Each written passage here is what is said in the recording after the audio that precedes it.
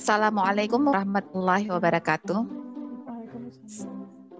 Sahabat edukasi, mengikuti tren zaman sekarang memang sudah menjadi keharusan untuk dilakukan untuk semua orang, khususnya kaum milenial. Mulai dari tren pakaian, gaya olahraga, sampai dengan tren makanan. Dan biasanya disebut dengan makanan kekinian. Saat ini banyak jenis makanan yang berwarna-warni dan mempunyai cita rasa yang baru, dan ini sangat menggugah selera. Ternyata jenis makanan kekinian ini tidak semuanya baik untuk kesehatan. Baik, bersama saya telah hadir Dr. Caca Marisa SPGK. Beliau adalah dokter spesialis gizi klinik yang bertugas di Poligizi Rumah Sakit Dr. Zainal Abidin. Yang mana bersama Dr. Caca nanti kita akan bertanya seputar dibalik bahaya makanan kekinian yang berpengaruh terhadap kesehatan. Assalamualaikum, Dok.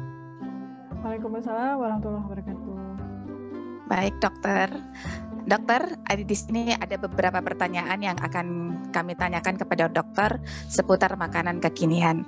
Jadi, makanan kekinian ini sepertinya serentak beredar di dunia ya, Dok ya. Mulai makanan yang asin, manis. Jadi sebenarnya jenis makanan kekinian yang mana yang berbahaya untuk kesehatan, Dok? Ya, baik. Berbicara makanan kekinian itu banyak sekali jenisnya ya. Seperti yang tadi Kak Eka sampaikan, yang mulai dari makanan asin, makanan manis. Tapi kalau bisa kita identifikasi, kita teliti kembali, ternyata makanan kekinian itu tersebut banyak mengandung yang pertama gula ya.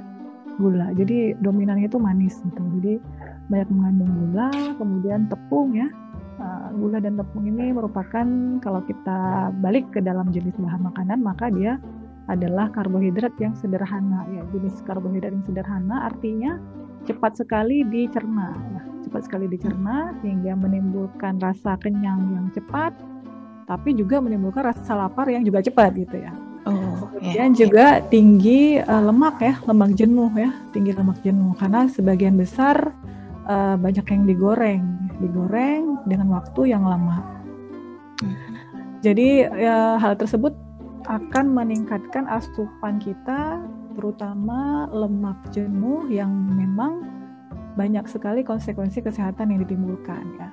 Belum lagi kita nggak tahu sebenarnya proses penggorengannya apakah memang dipakai 1 kali goreng atau 2 kali atau 10 kali atau berapa kali kita nggak tahu itu. Kemudian juga banyak mengandung natrium atau garam ya, banyak mengandung natrium sehingga akan juga beresiko untuk penyakit-penyakit seperti darah tinggi atau hipertensi bagi yang memang sensitif terhadap garam atau natrium ini. Sekilas seperti itu ya. Kemudian juga ternyata tinggi gula ya, tinggi karbohidrat, tinggi lemak. Kemudian rendah serat ya, karena yang ditampilkan adalah hasil kebanyakan ya, hasil olahan tepung. Yeah. Apakah kita bisa sebutkan pastry, pizza, kemudian mie ya. Kalau di kita kan banyak sekali olahan mie, berbagai jenis mie. Kemudian juga yang intinya sajiannya itu minim sekali serat ya.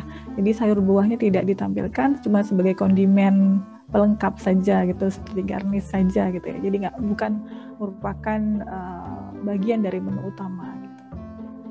Baik. Iya. Untuk makanan kekinian ini, Dok, jadi ada mungkin kalau seperti pizza itu dia sudah menengah ke atas ya, Dok ya. Jadi ini yang mudah didapati oleh masyarakat seperti boba yang katanya luar biasa, dibaca kenyal-kenyal gitu kan. Yeah. Habis itu ya seperti gorengan-gorengan tadi, crispy itu kan. Yeah. Itu sebenarnya nilai gizinya itu seberapa berbahayakah untuk tubuh, atau tingkat keamanannya itu, dokter, nilai gizinya? Terima kasih. Oke, kalau berbicara tentang boba drink ini sungguh minuman yang sangat menggiurkan sebenarnya, apalagi dingin-dingin gitu ya. Tetapi kalau kita melihat dari segi kalori saja ya, segi kalori, 1 cup boba drink itu kan setara dengan lebih kurang 20 sendok makan gula pasir ya. Wow. Gula pasir. Jadi itu sama dengan mungkin kalau kita makan nasi putih ya. Makan nasi putih itu bisa 2 porsi nasi putih.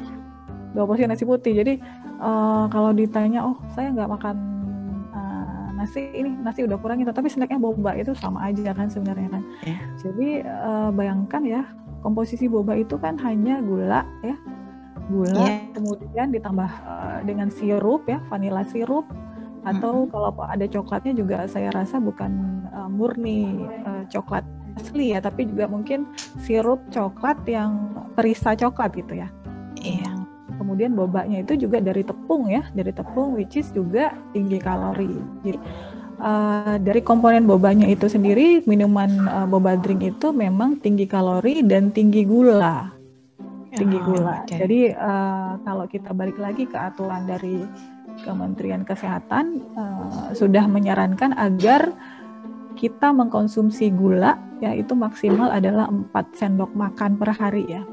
Per hari 4 sendok makan per hari. Sedangkan ini 20 gitu ya, sendok ya, luar biasa. 1 cup gitu ya. Jadi itu 4 sendok makan pun tergantung dari ketika dia jumlah kalori yang dibutuhkan adalah 2000 kalori. Jadi kalau misalnya usia kita atau berat badan kita, tinggi badan kita itu tidak membutuhkan 2000 kalori, misalnya saya cuma 1300 1500, artinya enggak 4 sendok makan, bisa jadi 2 sampai 3 sendok makan gula pasir yang boleh saya konsumsi gitu. Yang masuk ke dalam tubuh ya, Dok ya. Iya. Bagaimana dengan Thai tea, Dok? Thai tea itu makanan minuman yang murah, enak, ya kan, lemak. Karena identik Thai tea seperti rasa susu. Apakah itu baik? Ya, kalau kita lihat kalau pengolahan Thai tea itu kan dia ada serbuk khusus ya. Serbuk khusus misalnya Thai tea rasa ada taro, terus ada yang original segala macam kan, dia ada serbuk khusus. Lalu ditambahkan dengan gula pasir ya. Serbuknya udah manis ya, kemudian ditambahkan gula pasir, kemudian ditambah lagi creamer atau kental manis ya. Susu. Jadi bukan susu bahkan ya. Jadi creamer. Ada yang menambahkan susu, ada yang menambahkan susu segar kan, seperti merek-merek tertentu yang fresh milk, yang UHT, ada juga yang memang nambahinnya dengan kental manis. Jadi mungkin tergantung harga ya Kak. Mungkin tergantung harga gitu. Jadi kalau kita lihat memang pertama memang tinggi kalori, kemudian tinggi gula, ya, kemudian untuk susu tergantung yang dia pakai apa. Kalau misalnya yang susu terbagi lagi kan, yang fresh milk itu ada yang full cream, artinya dia lemak sama proteinnya ada, tetapi lemaknya dominan. Kemudian kalau ada yang skim milk yang UHT skim milk itu tinggi protein dan lemaknya bisa kita bilang low bahkan zero. Itu tergantung dari apa yang dia pakai sebenarnya kalau memang menambahkan susu. Tetapi kalau dari yang saya lihat takarannya mungkin 4 porsi itu cuman maksimal mungkin 1 sampai 2 gram protein sih. Yang lain saja karbohidratnya ada gula gitu. Disayangkan seperti itu, karbohidrat yang sederhana ya, jadi cepat sekali kenyang dan cepat sekali lapar. Gitu. Iya. Jadi dokter, jika kita mengkonsumsi makanan kekinian seperti yang dokter jelaskan tadi, apa saja bahaya kesehatan, bahaya dampaknya bagi tubuh kita? Ya, karena melihat pada komposisi tadi ya, banyak yang manis, kemudian juga tinggi lemak jenuh ya. Jadi yang paling sering beresiko yang pertama menjadi obesitas, kemudian bisa mengarah kepada diabetes mellitus atau kencing manis, kemudian bisa juga hipertensi. Itu yang paling dekat ya sebenarnya ya, terkait juga dengan perubahan kadar kolesterol tubuh ya, peningkatan trigliserida. Kenapa? Karena banyak sekali makan gula, minuman ditambahkan gula ya, minuman manis ya, kemasan maupun yang diolah, itu juga akan meningkatkan kadar trigliserida tubuh ya. Jadi TG-nya meningkat seperti itu. Karena kenapa? Karena mungkin udah minum, nggak merasa banyak makan kan, jadi akhirnya nggak olahraga, nggak ada yang dikeluarkan, akhirnya ditumpuk dalam bentuk lemak seperti itu. Kemudian kalau kaitannya dengan obesitas ya tadi ya, kemudian kalau untuk yang menjadi kencing manis segala macam, untuk pada saat muda mungkin nggak terasa ya, nggak terasa karena masih bisa atau mampu mengkompensasi apa yang perubahan-perubahan yang terjadi. Jadi kayak diabetes itu kan artinya ada ketidakmampuan dalam hal ini adalah insulin ya, mungkin sudah pernah menikmati insulin, ketidakmampuan insulin dalam mengangkut gula yang ada di dalam darah ke dalam sel. Jadi kayak insulin itu adalah truknya ya, kemudian gula itu adalah batu-batu yang harus diangkut ke sel ya. Jadi pada suatu saat nanti ya, di mana truknya ini udah bocor bannya, udah rongsok mesinnya gitu ya. Jadi itulah akan menjadi awal mula terjadinya penyakit diabetes mellitus. Jadi udah nggak mampu lagi nih akibat kebanyakan batu-batu yang harus diangkut seperti itu. Jadi mungkin akan berbeda ya antara satu orang dengan orang yang lain ya. Bisa jadi ini kena DM usia lebih awal karena pola makan seperti tadi ya. Yang fast food ya, tinggi kalori, tinggi karbo dan tinggi lemak, rendah serat ya, seperti yang tadi umumnya terdapat di makanan kekinian. Bisa jadi juga kalau misalnya dia imbangi dengan olahraga mungkin nggak akan kejadian gitu ya, tetapi bila ya tergantung sama pribadi-pribadi ya. Ada onset yang ada yang muncul penyakitnya cepat, ada juga yang agak lama. Tapi tren sekarang saya dapatkan memang ada terjadi pergeseran ya, seseorang mulai kena diabetes mellitus itu kalau dulu ya itu mungkin 50-an ke atas, tapi sekarang 40-an ke bawah juga udah ada yang kena seperti itu. Itu juga seperti itu ya. Baik dokter. Jadi jika makanan kekinian ini seperti boba, Thai tea, makanan yang lain dikonsumsi dalam jangka waktu yang lama oleh seorang anak-anak ini dok, kalau misalnya dewasa mungkin dia sudah ada penyakit sebelumnya ya. Ini kalau anak-anak berapa lama baru ada efeknya dok? Oke, kalau sama anak ya, kalau dari penelitian memang belum saya temukan ya, artinya efek jangka panjangnya. Tetapi dari kasus keseharian yang saya temukan ya, ada seorang pasien anak kecil ya, anak SD dia kelas 6 SD ya. Jadi pas dia masuk itu dengan kadar gula darah yang sangat tinggi gitu ya. Kadar gula darah yang sangat tinggi, terus kita tanyakan ada riwayat kencing manis sejak kecil apa enggak gitu ya. Tidak ada. Jadi kalau kita pikir oh ini DM tipe 1 gitu ya, yang dibawa dari lahir, enggak ternyata. Setelah ditanyakan, memang setiap hari dia itu minum boba drink atau Thai tea itu harus ya satu cup yang agak medium ya. Medium itu per hari itu 1 cup medium itu. Jadi dia konsumsi sejak kelas 3 SD ya, kelas 3 SD, kemudian sampai dia 6 SD. Kita ketemunya kelas 6 SD. Jadi pada saat itu dia sudah didiagnosis dengan diabetes dan ada sedikit masalah di fungsi ginjalnya. Itu yang saya temukan di praktik klinis. Kalau dari penelitian memang belum saya temukan berapa lama sih efek dari konsumsi makanan yang seperti yang tadi kita sampaikan itu terhadap kesehatan anak kecil. Tapi yang saya temukan seperti itu. Jadi mungkin balik ke individu masing-masing ya. Ada orang yang bisa jadi cancer, ada orang yang enggak gitu. Jadi selain pola makan juga sangat dipengaruhi oleh genetik juga. Jadi kebetulan si anak ini juga kita tanya ibunya, ayahnya juga ternyata memiliki riwayat kencing manis gitu, dan kedua orang tuanya gagal ginjal juga seperti itu. Besar. Jadi begitu besar kali bahayanya ya dok. Iya, begitu kita punya faktor risiko, harusnya kita menjadi lebih berhati-hati ya. Iya, jangan ditambah lagi ya. Kalau ada pemicu makin cepat nongolnya.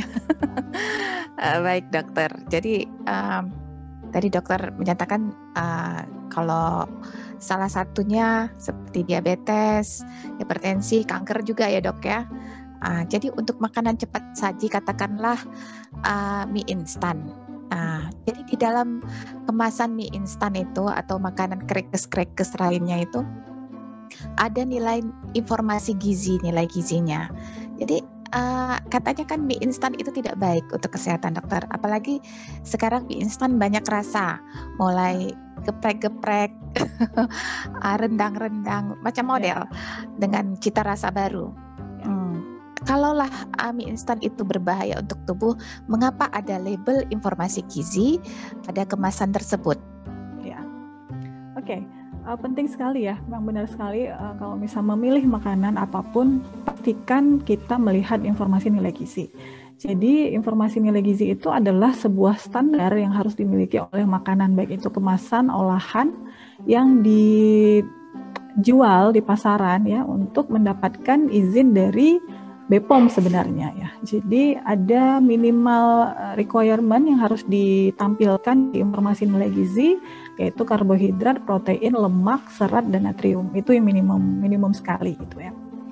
Kalau misalnya mie instan nggak taruh informasi nilai gizi, dia nggak boleh beredar Kak. Gitu. Jadi apapun makanan kemasan harus ada informasi nilai gizi. Nah kemudian kita lihat ya. Kita lihat informasi nilai gizinya itu harus bisa harus cermat ya membaca informasi nilai gizi. Ada dia bilang per serving ini adalah sekitar 270 kalori. Dalam satu kemasan itu mengandung satu serving. Oke, artinya dalam satu bungkus itu 270 kalori gitu ya. Tapi kalau misalnya dia bilang per serving 270 kalori, dalam satu kemasan terdapat 2 serving. Jadi kalau kita menghabiskan satu bungkus berarti kita menghabiskan 540 kalori. 40 kalori. 2 kali.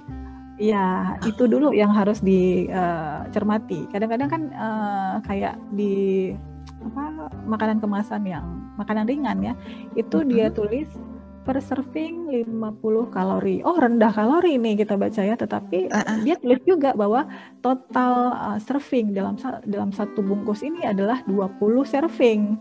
Artinya kalau kita makan 100. Habis satu, 20 kali 50. 1000 kalori. Ya, kayak gitu. Yeah. Jadi informasi nilai gizi ini memang kayak sebuah keharusan ya. Kalau tidak dia tidak bisa beredar di masyarakat. Jadi harus cerdik dan cermat untuk membaca nilai gizi ya.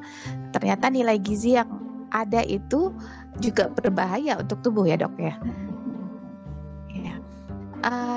Baik dokter, untuk makanan kekinian bagi yang sudah terlanjur mengkonsumsi secara rutin, apakah tubuh ini bisa mengeluarkan toksin yang ada di dalam tubuh? Oke, ya. Sebenarnya kayak mekanisme kompensasi dari tubuh itu ada ya. Jadi tubuh ini sangat kompleks, fungsinya, kemampuannya tuh oke banget. Jadi ketika kita merasa nggak ada masalah, berarti tubuh masih bisa kompensasi. Tubuh masih sanggup gitu ya. Jadi dia bisa menghandle kelebihan gula darah, dia bisa menghandle kelebihan kadar kolesterol dalam darah tanpa menimbulkan gejala, nggak sakit leher belakang, nggak sakit kepala gitu ya. Kemudian belum muncul gejala diabetes segala macam, itu artinya tubuh masih bisa menghandle. Atau kebiasaan makan mie instan yang walaupun katanya ada antioksidan ya, di situ dituliskan antioksidannya apa, sebenarnya antioksidannya di sini adalah untuk menjaga agar produknya itu nggak rusak gitu ya, nggak melempem gitu. Jadi sintetik juga seperti itu. Jadi kalau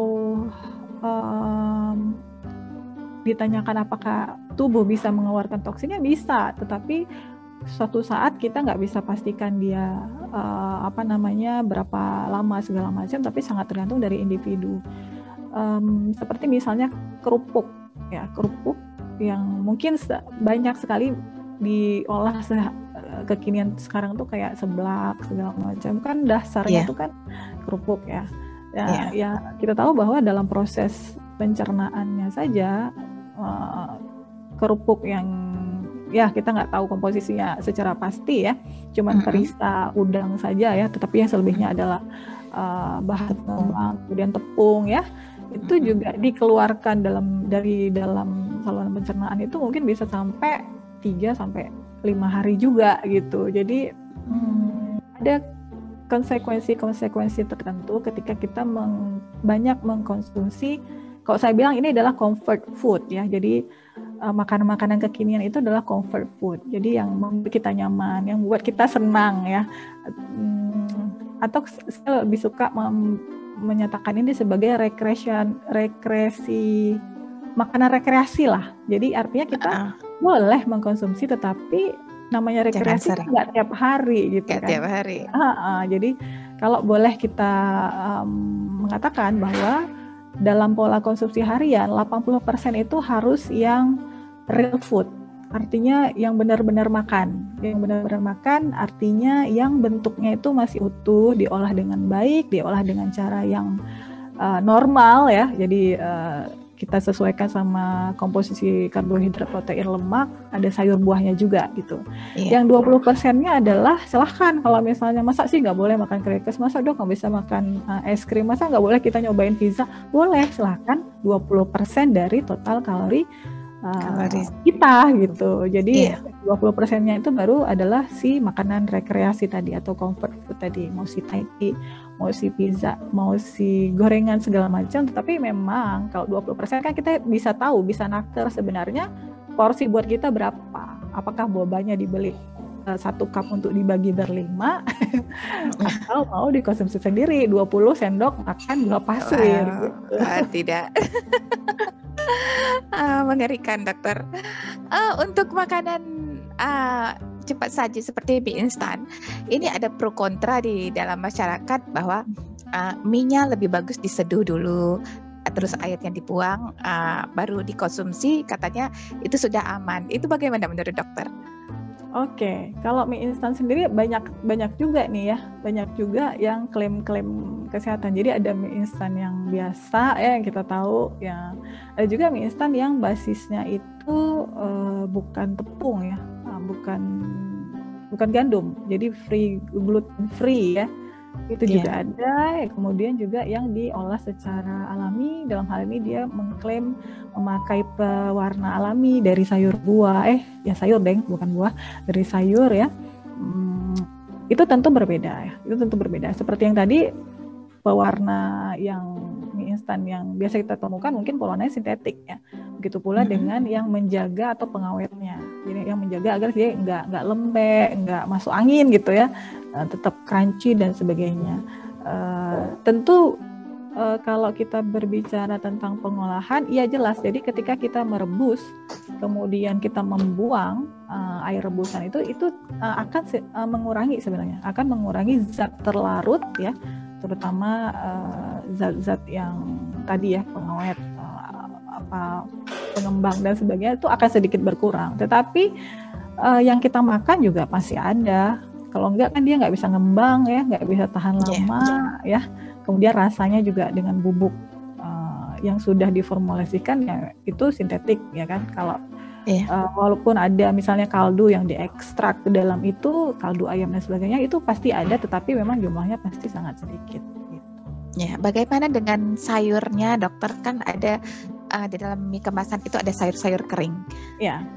Itu bagaimana? Ya, kalau sayur kering, kalau seratnya mungkin sebenarnya kita bisa dapat ya. Kalau serat dari sayur itu bisa dapat sebenarnya. Jadi kalau itulah teknologi pangan ya, bisa memproses makanan segar ya menjadi makanan kering. Proses pengeringan serat tidak banyak berkurang sebenarnya. Tetapi kalau vitamin larut air ya, sayur itu kan mengandung vitamin larut air ya, seperti vitamin B, vitamin C ya, itu pasti akan sangat banyak berkurang. Jadi kalau udah dikeringkan, kemudian kan kita panasin lagi ya dalam air panas kan untuk mendidihkan mie-nya segala macam, itu sudah bisa dipastikan vitamin larut air dalam sayur itu udah hilang, udah ya nggak ada lah, kok bisa dibilang sebenarnya udah kabur, udah hilang. kabur. Sebenarnya rugi untuk dimakan ya dok ya? Ya, karena vitamin B sama vitamin C ini tidak tahan terhadap pemanasan, apalagi rebus ya. Rebus itu pasti hilang. Baik, berarti bagi biasanya yang mie instan ini kan sering dikonsumsi oleh anak kos dok, jadi semoga mereka tahu bagaimana cara mengolah yang baik. Baik dokter, ini pertanyaan terakhir, apakah ada makanan khusus yang harus dikonsumsi untuk penikmat makanan kekinian untuk mendetoks tubuh sehingga mereka terhindar dari penyakit seperti kanker, dok? Oke. Maksud saya seperti ini. Setelah minum boba, apakah ada penawarnya begitu? Ada, tentu saja ada. Jadi setelah minum boba, 20 sendok makan gula pasir, jangan lupa keliling Bang Padang 2 kali. Jadi imbangi ya, gitu ya. Prinsipnya adalah kita mengimbangi antara asupan yang masuk dengan asupan yang keluar. Gitu. Jadi kalau misalnya kita bisa menjaga keseimbangan ini, insya Allah tidak akan cepat ya menimbulkan penyakit-penyakit seperti yang tadi kita sebutkan. Gitu. Jadi yang pertama adalah imbangi jumlah kalori yang masuk sama yang keluar. Kayak apakah habis ini minum ini langsung keluar itu si lemak sama gula darah segala macam? Enggak bisa seperti itu. Jadi tidak ada satupun makanan yang superfood ya. Jadi tidak ada satupun penangkal untuk semua, itu nggak ada. Jadi tidak bersifat superfood. Jadi dia pasti akan saling melengkapi. Sama yang tadi sebenarnya. Jadi kalau pastikan kalau misalnya sudah lebih dari 20% dari kebutuhan kita, berarti jatah untuk makan makanan comfort food kayak tadi itu udah di stop untuk hari ini. Besok kalau mau makan lagi makan. Jadi harus pintar mengira tubuh sendiri ya dok. Ya. Baik dokter, terima kasih atas informasi dan penjelasannya. Baik sahabat edukasi. Jadi dapat kita rangkum bahwa supaya terhindar dari penyakit berbahaya yang berujung kematian seperti kanker, rubahlah tren gaya hidup Anda untuk tetap cerdik dalam mengkonsumsi makanan sehat. Karena makanan yang baik adalah investasi kesehatan Anda. Terima kasih kepada Dr. Caca yang telah memberikan penjelasan yang luar biasa, dan terima kasih kepada tim hebat instalasi promosi kesehatan sehingga acara ini dapat berlangsung dengan baik. Saya akhiri, wabillahi taufiq wal hidayah. Assalamualaikum warahmatullahi wabarakatuh. Salam edukasi.